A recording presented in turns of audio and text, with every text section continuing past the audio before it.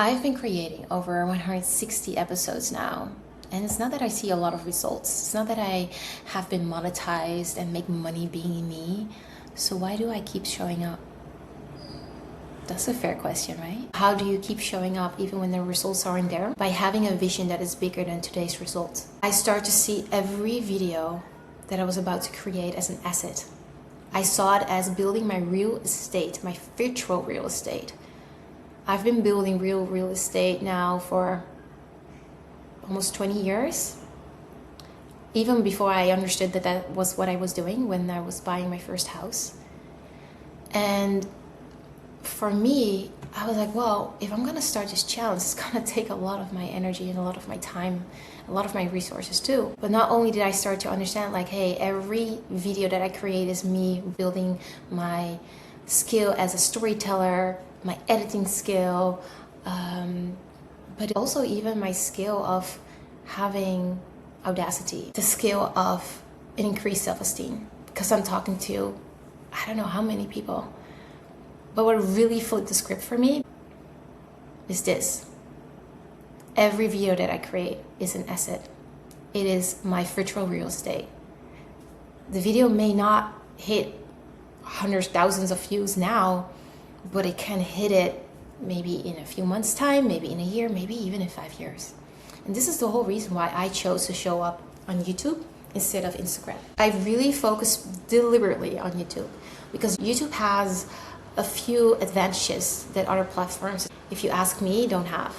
One, it is the largest search engine apart from Google. So that means that people can find you very easily. Let's say I create an episode about a whole bush. It's so easy that when people are preparing their trip to Mexico one day, land on my video and then, oh, she also has this because I recommend videos automatically.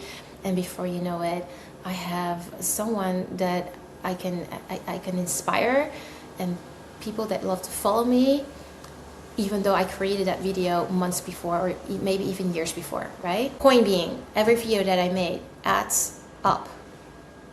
It builds momentum. When you have a long-term vision, it makes short-term disappointment irrelevant. And this time and age, everybody wants fast, fast, fast. I don't need fast, fast, fast. I need something that's sustainable. And I'm building very deliberately. And I'm building something that can even survive me. My son gets to watch these videos someday too if he wants, right? I see the bigger picture. I see how I can already be of value. A lot of things that I broadcast right now used to be things that I would think of and write in my notes or in my Notion, but I would not publish. I would not share it. And now I am. So now I have this wealth of wisdom and of motivation and inspiration for you guys that I get to share.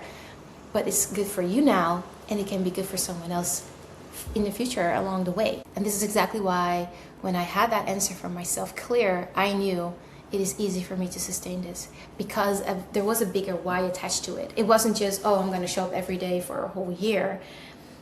Because I saw the roadblocks. I could hear the voices in my head. Yeah, but what about this and what about that? And so I had to find an answer that was bigger than all those objectives. And I didn't start until I had those answers ready so that I could tackle it every time it would speak up. But guess what? It didn't speak up because it was so clear. I already had the answers. And if after a year I decide to discontinue, at least I can say I did that. And this is my gift to the world. And who knows, maybe in 5 years' time, that can change someone's life. I had so much fun doing it. And at the same time, I built so much momentum for myself. I think if we start asking those questions beforehand, already changing your perspective, that will give you 99% chance of succeeding. And succeeding is whatever target you place on it, just to be clear. If you have any questions about this specific topic, let me know. Thank you so much for watching, and I hope to see you in tomorrow's episode.